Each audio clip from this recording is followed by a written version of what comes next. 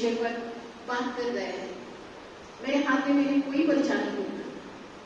सोचा कि मुझे अभी जो सूझेगा 10 मिनट में अपनी बात करती हूँ। श्रीधर बराड़कर जी ने अपने भाषण में एक वाक्य कहा जो मुझे बड़ा अपीलिंग लगा, और वो था सोच और अप्रोच इसका तालमेल बिठाना बहुत आवश्यक है। जब मैं साहित्य की वर्तमान चुनौतियों की बात करती हूँ, आधुनिक साहित्य की वर्तमान समय की अगर हम चुनौतियां देखते हैं तो सबसे पहली चुनौती मेरे सामने आने से पहले मुझे आज का भारत दिखाई देता है। और आज के भारत के सामने सबसे बड़ी इकाई अगर कोई है तो वो है आज की युवा पीढ़ी। ये युवा पीढ़ी कैसी है, क्या है, आज का भारत कैसा है, क्या है, इसकी चर्चा मुझे लगता है कि हर एक वक्ता ने किसी न किसी रूप में अभिव्यक्त किया है। 2-4 शब्दों में अगर कहूं तो विश्व गुरु की बात आ गई, डिजिटल इंडिया की बात आ गई, ज्ञान जो हमारे फिंगर टिप्स पर अवेलेबल है इसकी बात हो गई है, वेदों की भी बात हो गई, मध्यकालीन साहित्य की भी बात हो गई। साहित्य की ये विपुलता जब हमारे सामने आ जाती है तो आज युवाओं को लेकर हम क्यों आक्रोश कर रहे हैं। जब मैं बात करती हूँ युवाओं के साथ तो मुझे कोई आक्रोश दिखाई नहीं देता है, पर जितनी जानकारी आप युवाओं के पास है संभवतः हमारे पास नहीं है। वे विश्व गुरु होने लायक है, हम नहीं। तो ऐसे समय जब हम नए भारत के साहित्य की बात करते हैं तो हमारे सामने आ जाता है विज्ञान। जिस विज्ञान ने न जाने कितनी प्रगति की है, न जाने कितना विकास किया है, लेकिन ये वैज्ञानिक क्या साहित्य नहीं पढ़ते हैं? और फिर एमएन ने जिनको न्यूक्लियर बम का पिता कहा जाता है, और जब उसका प्रयोग किया गया था तो उन्होंने यही कहा था, मैं काल बन गया हूं विनाशक। ये जब इसके मुंह से निकलता है तो ये कहां से आता है? यह आता है साहित्य से। साहित्य वो संस्कार देता है जिससे व्यक्ति का व्यक्तित्व बढ़ता है। हम प्रेम करना सीखते हैं, हम सद्भावना करना सीख जाते हैं। साहित्य का स्वभाव ही है जनजागरण, नवाचार और परिवर्तन।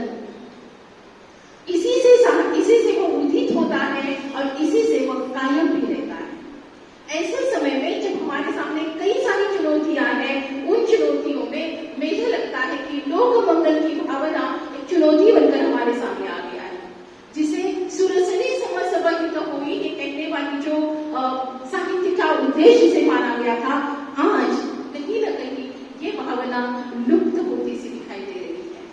इसका कारण क्या है? इसका कारण मुझे लगता है पारस्परिक प्रतियोगिता, व्यक्तिवाद की चर्चा। इसके अलावा अगर कुछ है तो मुझे लगता है कि हमारे साहित्यकारों में होने वाली गुटबंदी, दलबंदी। हमें कुछ चीजें बहुत सतर्क होकर और बड़े खुले दिमाग से अपनी बातों में रखनी ही होगी। डर पालने का ये समय नहीं है, हमें 21वीं सदी में है, हमें अभिव्यक्ति की स्वतंत्रता है, और इस अभिव्यक्ति की स्वतंत्रता के समय में साहित्य पर अगर बात कर रहे हैं, हम साहित्य से बड़ी अपेक्षाएं करते हैं। हम चाहते हैं कि साहित्यकार ये लिखे, साहित्यकार वो लिखे। क्या साहित्यकार की अपनी सीमाएं नहीं है? क्या उसकी अभिव्यक्ति की अपनी सीमाएं नहीं है? हम चाहते हैं कि सद्भावना हो, सहअस्तित्व हो, समभाव हो, जरूरी है। लेकिन ऐसे कितने साहित्यकार आज की पीढ़ी में तैयार है जो पीढ़ी मोबाइल के स्क्रीन पर सीमोर आने के बाद पढ़ना बंद कर देती है।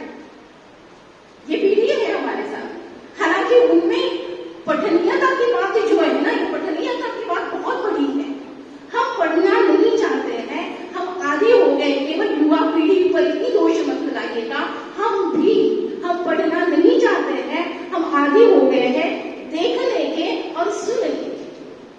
किताबें हमसे दूर होती जा रही है, या तो वो हमारे घर के शोकेस में लगी हुई है, आकर लोग देखते हैं कि वाह आपके घर में इतनी पुस्तकें हैं, पढ़ने वाले कितने हैं, और क्या पढ़े ये सबसे बड़ा प्रश्न। पर आखिर ने जब कहा तब मुझे लगा क्या पढ़ा फिर क्या लिखा भी जा रहा है। ये दोनों प्रश्न एक दूसरे के एक ही सिक्के के दो पहलू हैं। इन बातों को सोचना जरूरी है हैं। और ऐसे समय में जब हम अंतर्वस्तु की बात करते हैं, साहित्य की अंतर्वस्तु की बात करते हैं, जैसे ख्याति जी ने इकोक्रिटिसिज्म की बात कही है, मैं कहती हूँ कि इसके आगे जाकर इकोफेमिनिज्म भी आज साहित्य में आ चुका है, पर्यावरण विमर्श आ चुका है, अस्वीकारमूलक विमर्श तो आ चुके, उनका होना बहुत आवश्यक है।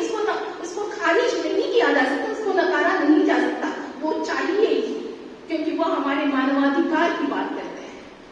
और लेकिन इसके अलावा भी कुछ है जो युवा देखता है और समझता है।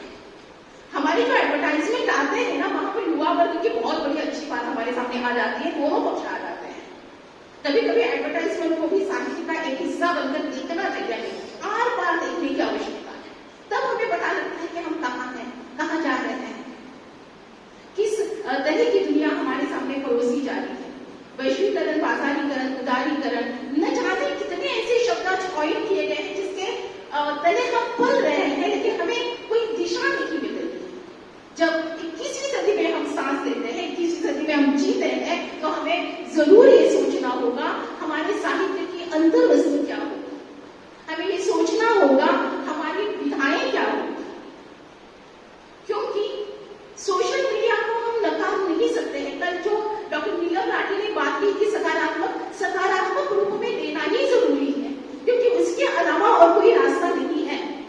भले ही मेरे लेखक के विनोद गायकवाड़, उन्होंने मुझे कहा था कि मेरा जो युगांत उपन्यास पढ़ा गया था, तो युगांत उपन्यास पढ़ाते समय, युगांत उपन्यास पढ़ते समय एक माँ ने अपने बेटे के हाथ से मोबाइल छीन लिया और कहा कि इसे पढ़। आज इस प्रकार के संस्कार की आवश्यकता है। पुस्तकें देने की बात आ जाती है, लेकिन पढ़ना और पठनीयता ये दोनों एक साथ हमारे सामने परोसे जाते हैं। इनको देखना अत्यंत आवश्यक है, मुझे लगता है। अगर कुछ अच्छा साहित्य लिखा भी जा रहा है तो हमारे तक पहुंच नहीं रहा। कुछ प्रकाशन व्यवस्था की चुनौतियां, इसकी ओर हम ध्यान ही नहीं देते हैं। अच्छा साहित्य लिखा जा रहा है तो उस लेखक को या तो मैनिपुलेट किया जाता है, उसकी पुस्तक छापी नहीं जाती है, या वो लोगों तक पहुंचती नहीं है। आप लोग देख लीजिएगा प्रकाशन संस्था का व्यवसाय कैसा चल रहा है, ये चुनौती बनकर हमारे सामने आ रहा है। ऐसे समय आज का लेखक या आज का साहित्यकार, युवा साहित्यकार जो साहित्येतर क्षेत्रों से आता है, क्योंकि मैं जुड़ी हुई हूं उन लोगों से, साहित्येतर क्षेत्रों से जब युवा आता है तो वो युवा मुझे कहता है मुझे किसी प्रकाशन व्यवस्था की जरूरत नहीं। मेरे हाथ में यूट्यूब है, मेरे हाथ में सोशल मीडिया है, लेकिन इसके अलावा मेरे सामने ई बुक, किंडल है आपके पास, नॉर्मल है आपके पास, कई सारे ऐसे जो ई बुक के द्वारा आप पाठकों तक पहुंच सकते हैं। जो लोग किताब पलटना नहीं चाहते हैं, जो स्क्रीन देखना चाहते हैं, उनके लिए ई बुक तो अवेलेबल है ना। अंग्रेजी का बहुत सारा साहित्य आज उपलब्ध है, हिंदी का भी उपलब्ध है, लेकिन जो भारतीय भाषाएं हैं वो भारतीय भाषाएं। जब मैं सर्च करती हूँ, गूगल करती हूँ, तो मराठी का बहुत कम साहित्य मुझे मिलता है, बहुत कम साहित्य मुझे कन्नड़ का मिल जाता है, हिंदी का, अंग्रेजी के बाद हिंदी का मुझे मिल जाता है, लेकिन बाकी जो भारतीय भाषा है उसमें जो साहित्य लिखा जा रहा है वो साहित्य युवाओं तक पहुंचाने के लिए आज एकमात्र तरीका है कि हम डिजिटल हो जाए। ये डिजिटल होना अत्यंत आवश्यक मुझे लगता है। सोशल मीडिया की बात आप लोगों ने कही थी, लेकिन मुझे कल एक विषय मेरे दिमाग में आ गया कि हम ऑल द टाइम यूट्यूब देखते रहते हैं। यूट्यूब पर जो सामग्री है वो हमें कौन परोस रहा है? युवा ही है ना, और वो युवाओं में साहित्यकार भी है। अगर वो यूट्यूब के उस तरफ अगर वो युवा है तो इस तरफ का युवा उस तरफ जाकर भी साहित्य की रचना कर सकता है। बस हमें उनको ढाढ़स बंधाने की आवश्यकता है, मार्ग देने की आवश्यकता है, उनको संस्कार करने की आवश्यकता है। संभवतः ये जिम्मेदारी हम पर है, वो हम कर सकते हैं।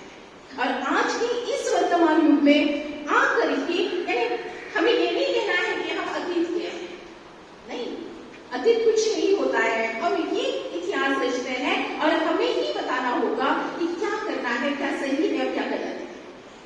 कहानियों का स्वरूप बदला हुआ है, कहानियों के आशय बदले हुए हैं, कविताओं का स्ट्रक्चर बदला हुआ है, सब रचनाएं बदली हुई है, सोशल मीडिया पर हड़बड़ी ज्यादा है, इतनी हड़बड़ी है कि एक कविता या एक कहानी या कुछ पोस्ट किया जाए तो उसके कितने लाइक्स मिले और कितने डिसलाइक्स मिले, इस देखने में भी युवा फंसा हुआ है और कहीं कहीं तो वो डिप्रेशन का शिकार भी हुआ। पॉइंट के हर तरफ हमें देखना होगा, तब जाकर हम एनालाइज कर पाएंगे कि आज के भारत का नया साहित्य किस प्रकार जा रहा है। सोशल मीडिया के बाद एक और चुनौती के रूप में हमारे सामने आने वाला कृत्रिम बुद्धिमत्ता। कोई किसी ने भी इसकी बात नहीं की, मुझे आश्चर्य लगा, चैट जीपीटी ने तो आज के युवाओं की सोचने की क्षमता को कुंद कर दिया है। मैं देखती हूँ जब कहती हूँ बच्चों को उनके जो नोट्स है वो लिख कर आ जाओ तो चैट जीपीटी से लिख कर लेकर आते हैं। विश्वसनीयता की बात आ जाती है कि कितना सही है और कितना गलत है। मेरे साथ मेरी स्टूडेंट आई है शाफिया फरीदी, मैंने कल रात को इस पर बात करते हुए कहा कि मैंने लिखा, चलो आज मैं देखती हूँ कि चैट जीपीटी मुझे क्या कहता है नए भारत का साहित्य। मैंने लिखा और देखा क्या आता है, कृत्रिम बुद्धिमत्ता है, आपको जो कहना है चैट जीपीटी आपको बता देता है। हम नहीं रहे हैं, हम एक इसी जाल में फंस गए हैं, उस जाल से उभर कर बाहर निकलने की आवश्यकता है और जरूरी है कि इन सारी चीजों को सकारात्मक रूपों में लेकर साहित्य के नए रूप को देखें, साहित्य का नया इतिहास गढ़े, साहित्य को बनाए जिसका एक रूप हमारे सामने आ जाए। अंत में इतना ही कहना चाहूंगी, कोई दुख मनुष्य के साहस से बड़ा नहीं, कोई दुख मनुष्य के